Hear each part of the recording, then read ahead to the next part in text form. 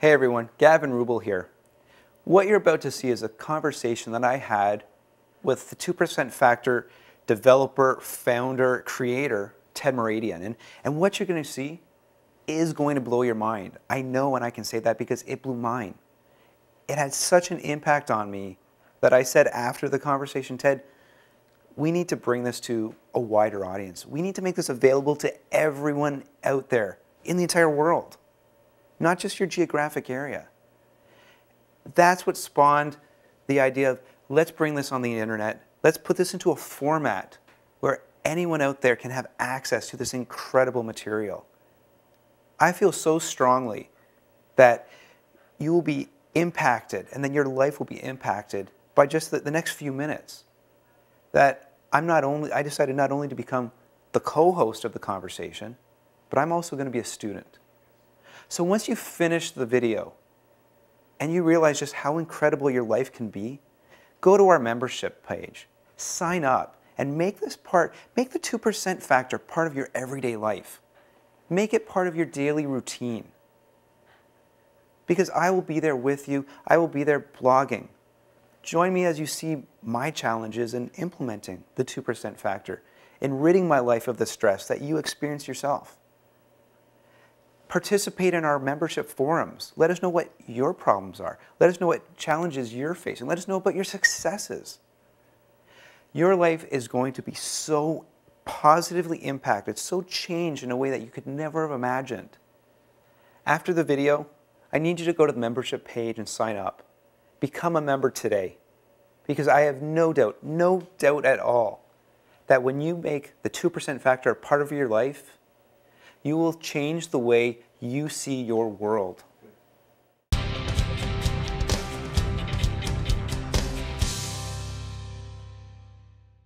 So I'd like to introduce Ted Muradian, creator of the 2% Factor, to talk a little about how we can use this system to improve our life. Ted.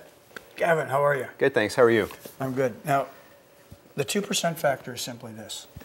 And faces are going to flash before you. Okay, so you're gonna see friends, relatives, coworkers. You're going to see people who just mess with you in your everyday life. So here's the concept. There are a group of people who have been put on this planet to mess with us, to totally screw with our heads. I can think of a few of those. Yeah, I'll bet you can. They drive what I call the Antichrist of the highway, the minivan in the left-hand lane. Mm-hmm. Okay? I mean, you've seen them. You've popped up behind them, and you're getting closer. You think, okay, they're going to pull over. And they don't, right? And so you look, and you think, okay, I'll move a little closer. And they don't. So you move a little closer, and all of a sudden you say, they're not. So you start getting a little uptight, and you go to the right, and you start to pass them. And these suckers speed up. Right? They get a little faster. Now you have this race down the highway. You're getting more upset they are, and you want to wave at them, if you know what I mean. You know, that wavy thing that we do? I had that on the way here today, actually. You did? Yeah. Okay, so you understand. So this person sitting here, these are the type of people who sit behind you in the bank, right? You're in the bank, and you're going along the bank, and there's this person behind you going, stupid bank. I can't believe it. They've only got 2 tellers on. There's just 2 tellers. Can you believe that? And look, they're talking, mm-hmm. Right? And then if you turn to this person and said, how long have you been coming to this bank? They say, every Friday for 20 years I've been coming and complaining about those people. This is Uncle Louie, who comes over at a holiday. And he just starts getting into religion and politics. And the sad part is we start arguing with them. We start fighting with them. And then they ruin the whole party. This is a person, you know when there's a traffic jam, mm-hmm. and they're going 3 lanes to 2, right? So what happens is almost every other car, because you drive a lot on the highway in your work, right? Yeah. So every other car lets you in. Mm-hmm.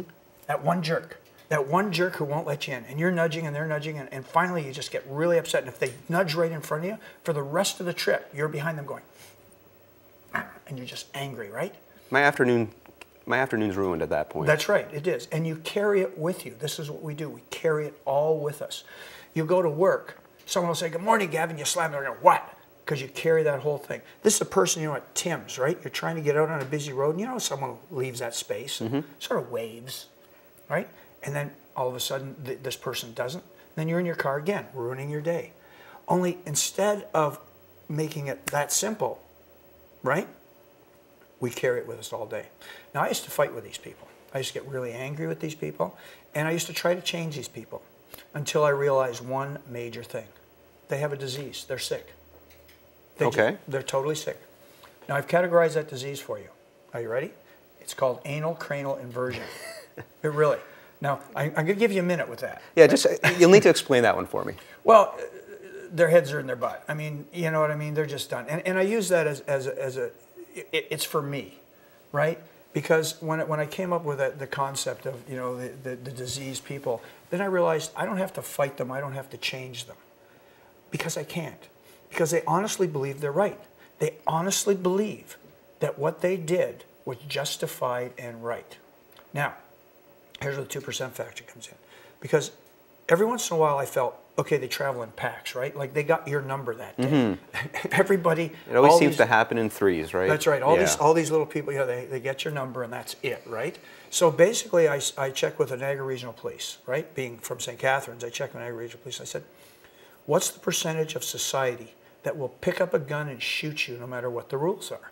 I mean, the real crazies out there. Not the ones who sort of act crazy from time to time, the real crazies. And they said about 2%. Okay. So that's where the 2% factor comes in. Now, there have been some studies that go as high as 3.5. And again, I don't want you or the viewers to sort of start trying to decide whether the 2% is the actual number. It is now our definition. It's now my definition. So here's the definition of 2%, okay? 2% factor is anything that adversely affects me. So it could be a flat tire. It could be that person in the left-hand lane. It could be, you know, going to an event and the tie I want to wear has a spot on it. That's a 2% incident, and that's part of the 2% factor. Our problem is that we allow that 2% to dominate and become our 98%, right? Now, I'm going to split the actual 2%ers, which I consider as the bullies, the people who are creating harm in the planet. I'm going to split them into two groups. There's them and the rest of us. Okay. Okay? Every once in a while, we will exhibit 2% behavior. Every once in a while, unknowingly, you know, the words are coming out of your mouth and you're going, no, you know? I've had that happen. Yeah. I've had that happen. Or you press send and you think, uh-oh, I should have proofed that, right? The difference is, if you said to me, Ted, I really took exception to what you said the other day, right? I would say, Gavin, I'm sorry, I didn't mean to harm you. So I created a 2% incident, but I'm not a 2%er because I realized how my actions adversely affected you. But what about those people that do intend to do that? Okay, then that's the next part. If you said to me, Ted, I took exception to what you said, and I said, Gavin, that's who I am. I'm just being honest. If you don't like it, take the trip. I'm a 2%er. Okay, I'm a person who sees only about themselves, will not know how they're harming people, will not take responsibility for how they're harming other people. So that's a 2%er, okay? Now, here's your ooh-ah moment. Here's the part where I believe that it will change the way you look at your world, okay? The 2%ers run our entire planet. The 2% concept runs the entire planet. Oh, so I have to have a little bit of an issue with that. Okay. How can the 2% of the population run the world? Okay, here's the examples. We have 100-kilometer-hour speed limits because 2% can't drive. We go through the beepy things in the store because 2% steal. Kindergarten teachers can't hug their charges because 2% molest.